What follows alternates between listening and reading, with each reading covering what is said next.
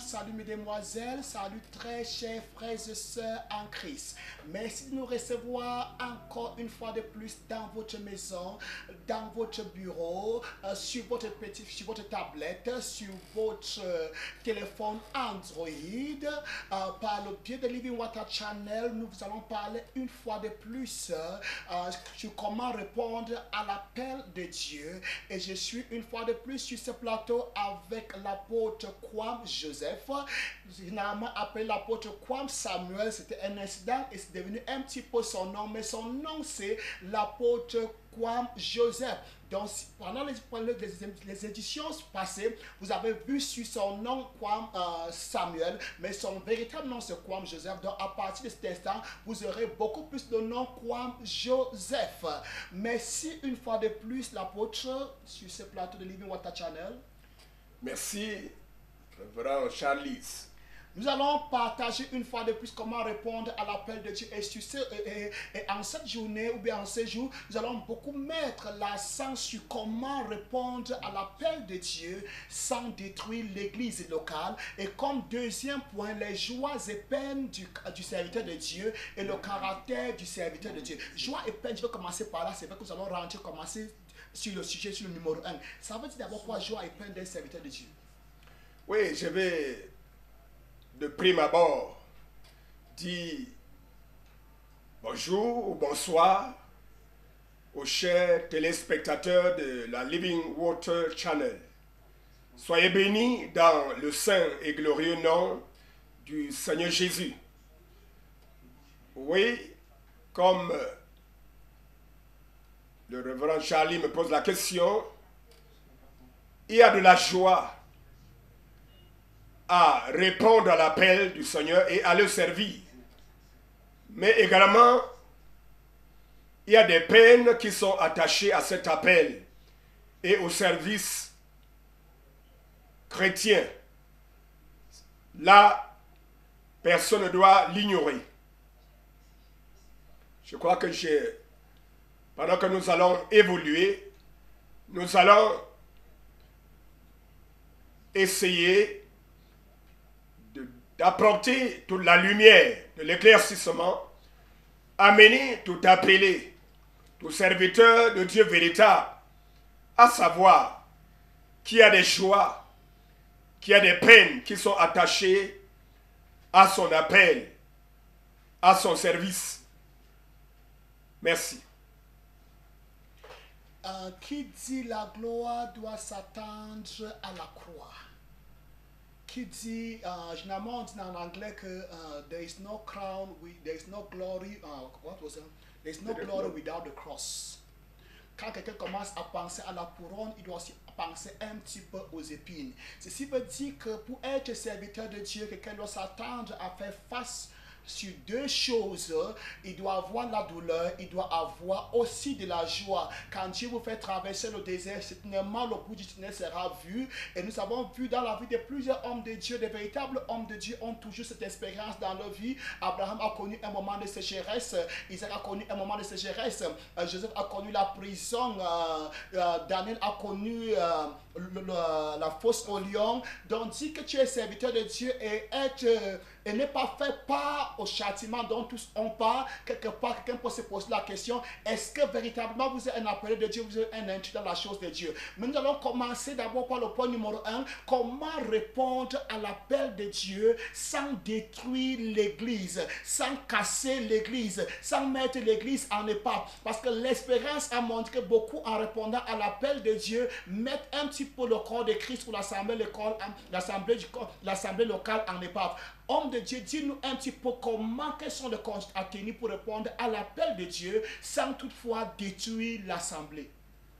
Je vais davantage rappeler ce que nous avons dit la dernière fois, parce que le comment répondre à l'appel sans détruire l'église de Dieu est conditionné par les desseins de Dieu.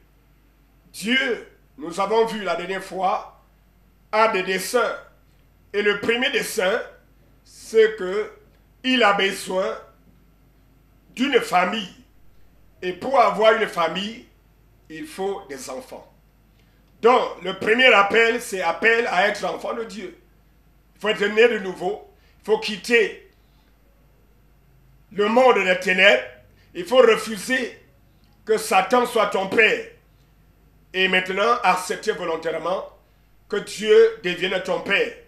C'est ce que le Seigneur Jésus l'a dit dans Jean 8, 44. Vous avez pour père le diable.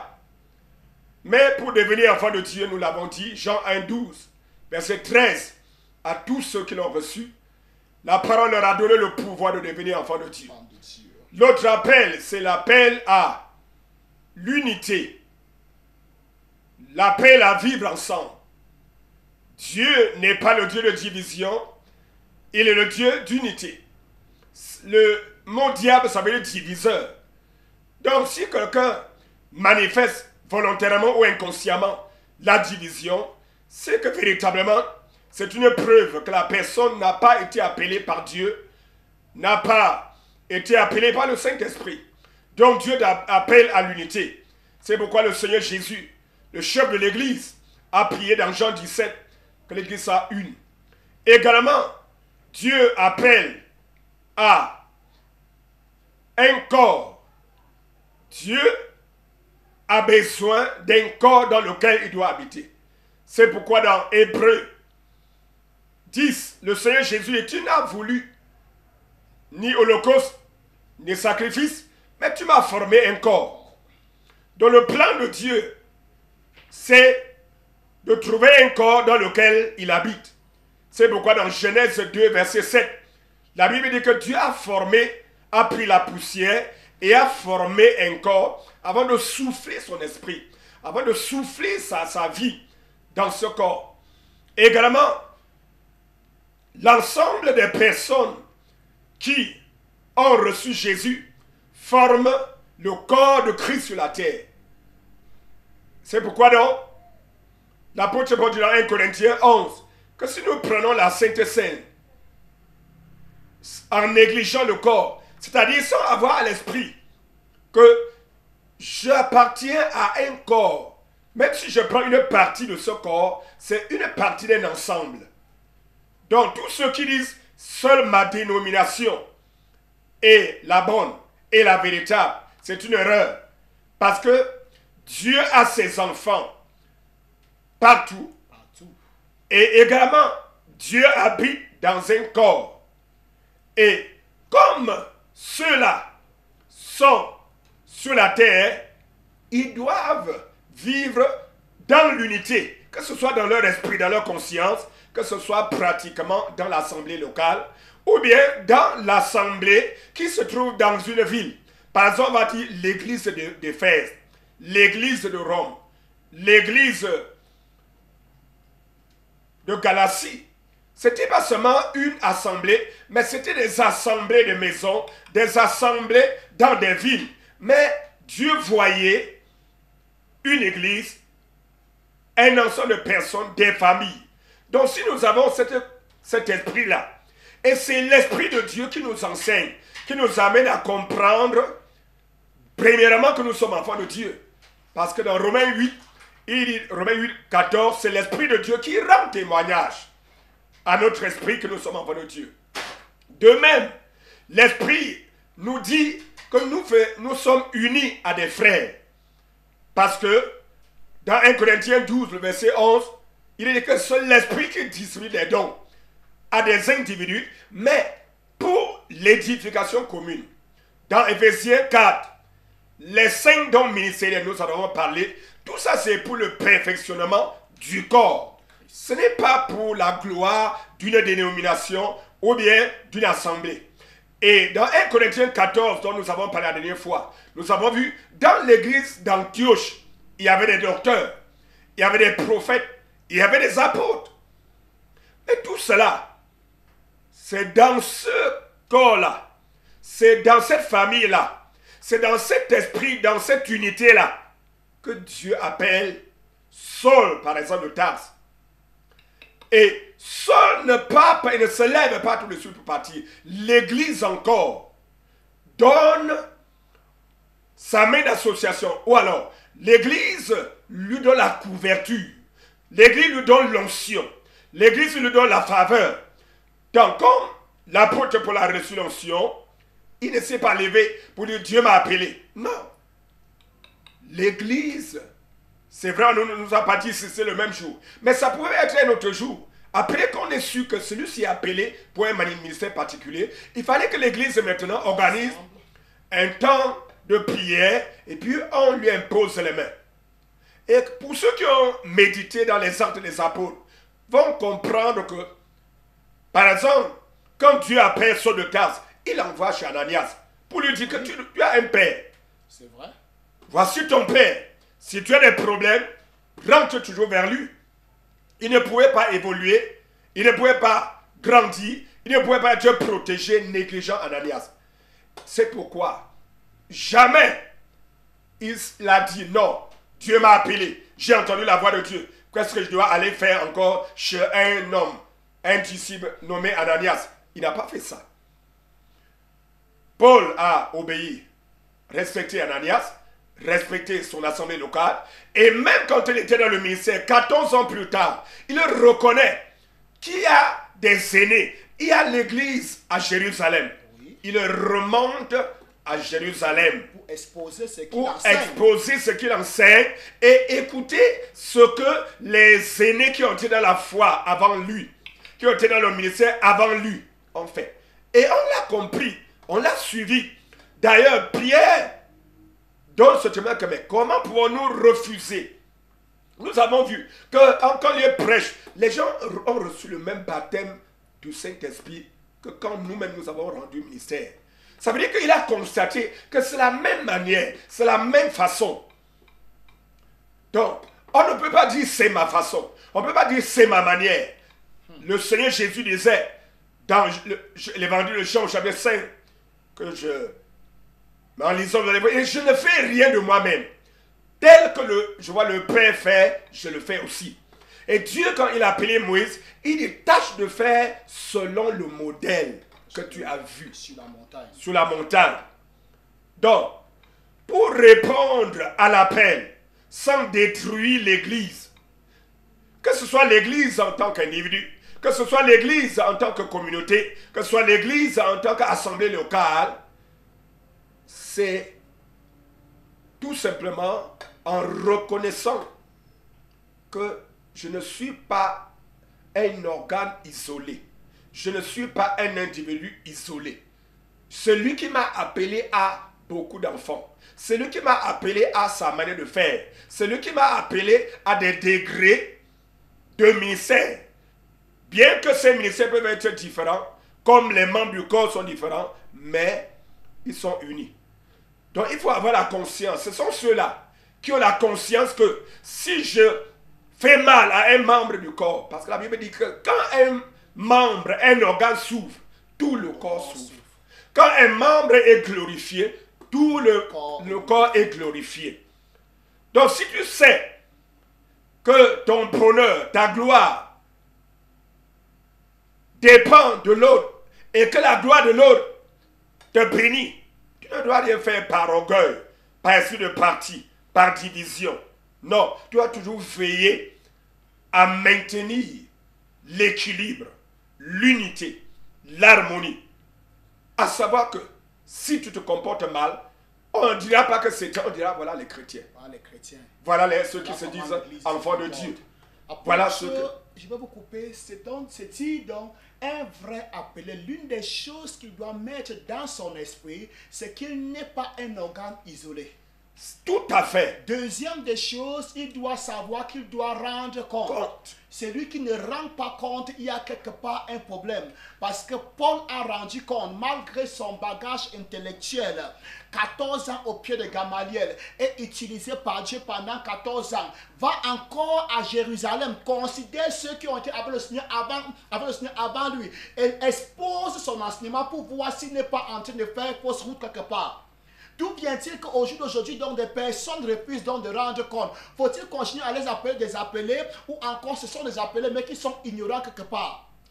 C'est vrai, beaucoup de ceux qui causent du tort dans l'église, dans le corps, dans la famille des enfants de Dieu, ce sont ceux qui ne sont pas appelés de cette manière. Ils se sont appelés Ils eux-mêmes. se sont appelés eux-mêmes, ou bien les hommes les ont donné le droit. Quelqu'un a dit qu'ils ont bipé Dieu, Dieu n'a pas répondu, ils ont cru que Dieu a répondu. C'est ça. Ils se sont appelés, ou bien les hommes les ont appelés. Donc, et d'autre part, on peut être bien appelé. Mais si on ne médite pas la parole, On manque si de on- connaissances. oui, si on ne garde pas les yeux d'humilité, parce que c'est ça, on peut bien être appelé, mais chemin faisant, on fait une erreur. Mais beaucoup font l'erreur, mais persistent dans l'erreur, progrès dans l'erreur. C'est pourquoi la Bible dit, n'endurcissez pas vos cœurs. Nous devons avoir toujours un cœur humble. Nous devons avoir toujours des oreilles ouvertes pour entendre qu'est-ce qu'on dit de nous. Par exemple, le Seigneur Jésus, il demande à ses disciples, bien que ce n'était pas pour sa renommée, mais il voulait savoir si ses disciples, mais il dit, qu'est-ce qu'on dit de moi? Oui. Parfois, on doit se demander, qu'est-ce qu'on dit de moi? Et si on dit quelque chose de mauvais et qui est vrai, assois-toi, rajuste-toi, corrige le tir avant d'avancer. Je profiterai pour dire, Jésus a dit, qu'est-ce qu'on dit de moi? Qu'est-ce que les gens pensent de moi? Qu'est-ce que les gens parlent à mon sujet? Je profiterai pour dire, qu'est-ce qu'il faut penser de ceux-là qui sont des pères spirituels, mais ils n'ont pas eux-mêmes des pères. Ça veut dire qu'il est leader, mais il n'est pas soumis à un leader. Les gens lui rendent compte, mais lui ne rend compte à personne. Vraiment, c'est anormal. Je vais donner ce témoignage apôtre. Je ne veux pas mentionner les noms. Mais toutefois, il y a un papa qui est nigérian et il vient au Cameroun généralement. Et il a beaucoup de fils spirituels au Cameroun. L'un de ses fils au sud-ouest, il a dit un jour à l'un de ses fils, désormais tu n'es plus mon fils, tu es juste mon collègue. Et le fils lui pose la question, mais pourquoi? Il dit, je suis un père. Et sur moi aussi, j'ai des pères. Je connais ce qui lie un fils à son père et un père à son fils. Après avoir marché avec toi pendant un certain nombre d'années, je n'ai pas vu cette relation être réelle. Donc, je sens beaucoup plus que toi, tu es mon collègue et non pas mon fils. Et son père est parti. Quelque temps après, dans son église, ses anciens convoquent eux-mêmes la réunion. Pas lui, ses anciens convoquent la réunion et invitent leur papa et lui posent 3 questions. Nous voulons que tu nous répondes sur 3 choses. Numéro 1, nous t'appelons Daddy, donc papa. Qui est-ce que toi tu appelles papa? Numéro 2, peux-tu nous dire comment tu gères les fonds de l'église? J'ai oublié la 3e question. Et, sincèrement parlant, ce fut la fin de son ministère. Bien. J'étais en train de répondre à cette question. Est-ce que quelqu'un peut prétendre ou prévaloir que je suis apôtre? Puisque la Bible dit, c'est l'autorité supérieure dans l'église. Même si tu es apôtre, quelqu'un a appelé certains les patriarches, même si tu es Abraham, même si tu es Moïse, tu dois rendre compte. Tu dois comprendre l'esprit d'interdépendance. Parce que ça nous empêche de tomber dans l'orgueil. Oui. Quand je lis par exemple dans Éphésiens 5, bien que dans 1 Corinthiens 11, il est dit que l'homme est le chef de la femme. Et que la femme doit se soumettre à son mari. Mais dans Éphésiens 5, il dit, soumettez-vous les uns aux autres, parents de l'époux et de l'épouse. Parce que si tu es époux et ne considères pas ta femme comme une partie de toi, comme une autre créature à l'image de Dieu, tu ne vas pas lui donner le respect. Tu vas plutôt agir comme un dictateur. Or, dans les choses de Dieu, nous avons tous reçu. C'est pourquoi il a dit, nous avons reçu grâce sur grâce. Qu'as-tu que tu n'as pas reçu? C'est pourquoi donc, que ce soit de l'argent, les dîmes ou les offrandes, n'importe quoi, on doit partager. On doit partager selon la norme, le plan de Dieu. Dieu demande de payer la dîme. Et de payer la dîme des dîmes. De donner les offrandes. de faire de la libéralité, de donner les aumônes, de donner les offrandes de prospérité. Celui qui reçoit la dîme doit avoir aussi une autre personne chez qui paye la dîme. Tout à fait. Tout à fait. Parce que la mère reçoit. Mais nous avons vu, on parle de la mère morte. La mère morte est morte pourquoi? Parce qu'elle ne reçoit pas. Parce qu'elle ne donne pas. Parce qu'elle ne donne pas. Parce qu'elle ne donne pas. Elle ne fait que recevoir. La terre lui donne, le ciel lui donne, mais en retour, Le Jourdain lui donne. le Jourdain donne. Mais Lui ne donne à personne. ne donne à personne. C'est le secret pour être vivant. C'est le secret pour être humble. C'est le secret pour être toujours neuf. Sinon, on stagne. Sinon, on manque de la coulée de l'onction. Sinon, on fonctionne avec les vieilles huiles. C'est ce que je veux dire là-dessus. Ok, nous avons compris quelque chose, très chers téléspectateurs.